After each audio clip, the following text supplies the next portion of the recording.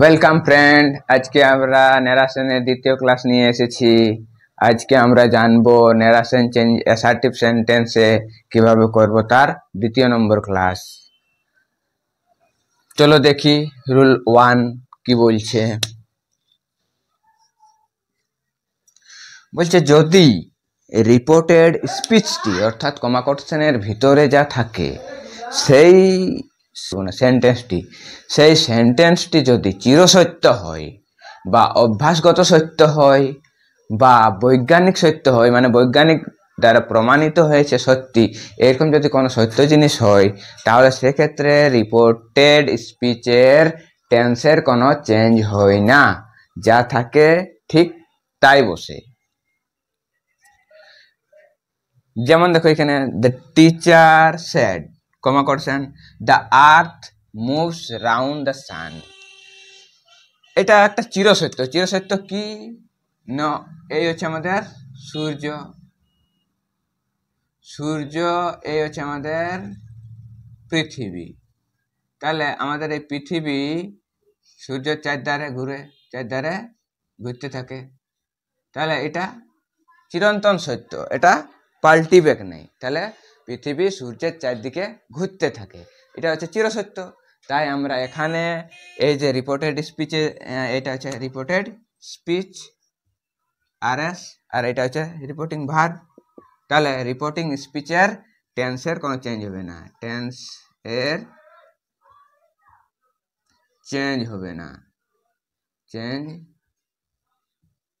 হবে না, মানে যেটা আছে তাই লিখতে হবে। যেমন দ্য টিচার সেড, আর আমরা জেনেছিলি অ্যাসার্টিভ সেন্টেন্সের ক্ষেত্রে কমা কোটেশন উঠাবার জন্য দ্যাট বসাই। তাই আমরা এখানে দ্যাট বসাবো, দ্যাট, তারপরে পুরা সেন্টেন্সটির কোনো চেঞ্জ নাই, যা আছে তাই লিখবো। তাহলে the earth moves round the sun. তাহলে কোনো চেঞ্জ হলো না, যা ছিল তাই লিখলি। আমাদেরকে তাহলে জানতে হবে কি, রিপোর্টেড স্পিচটি চিরন্তন সত্য হলে তার কোনো টেন্সের চেঞ্জ হবে না। একইভাবে দেখো এখানে আই সেড, আমি কি বললি, I am an early raiser, আমি খুব তাড়াতাড়ি উঠি, ঘুমিয়ে খুব তাড়াতাড়ি উঠি, আর্লি রাইজার। তাহলে এটা কি হচ্ছে, এটা অভ্যাসগত সত্যি হচ্ছে। তাহলে অভ্যাসগত সত্য বোঝালো সেখানে সেন্টেন্সের কোনো রিপোর্টেড স্পিচের টেন্সের কোনো চেঞ্জ হয় না। তাহলে আমরা লিখবো কি, আই সেড, কমা করছেন তোলার জন্য আমরা দ্যাট বসাবো, that I am an early riser. Reported স্পিচের মধ্যে যদি দিস এবং হেয়ার থাকে, এবং যদি সেটি কোনো ব্যক্তি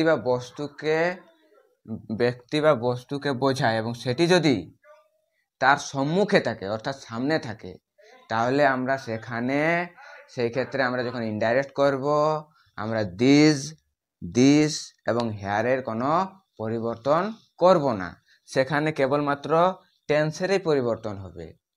যেমন দেখো এখানে Chiku said this is my pen. এখানে হয়তো কলমটা আছে, এখানে কোনো এক জায়গায় ধরা আছে কলমটা।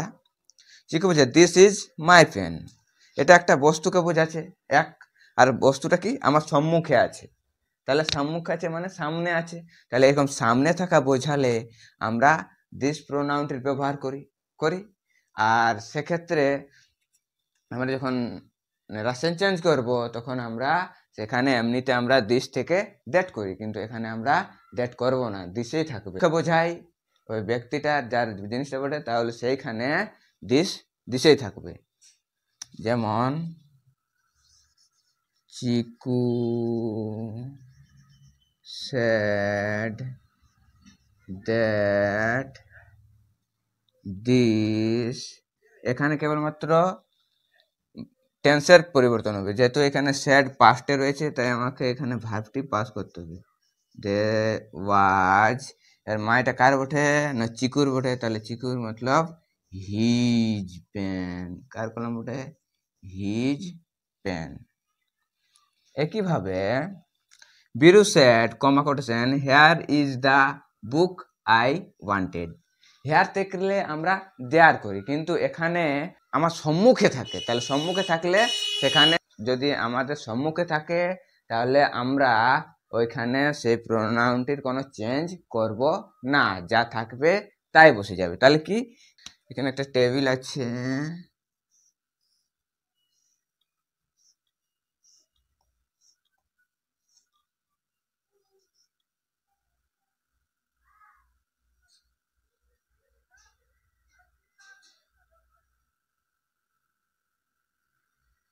এটা বইটা পড়ে ধরো আমি এখানে আছি আর বইটা এখানে ধরা আছে, কি বলছি না হেয়ার ইজ দ্য বুক, এখানে আছে বইটা যেটা আমি চাইছিলি, তাহলে আমার সামনেই আছে, বইটা আমার সামনেই আছে। এরকম সামনে থাকা কোনো ব্যক্তি বা বস্তু হোক যদি বুঝায় আর বক্তা যে খুঁজছে তার কাছে যদি থাকে তাহলে আমরা সেক্ষেত্রে তার কোনো পরিবর্তন করব না, কেবলমাত্র আমরা সেখানে টেন্সটির পরিবর্তন করব।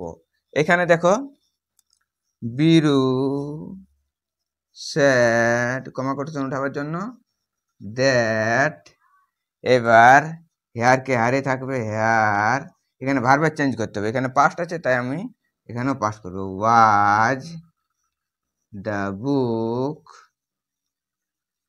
আই, আই মতলব সে বিরুই, তাহলে হি ওয়ান্টেড। ওকে।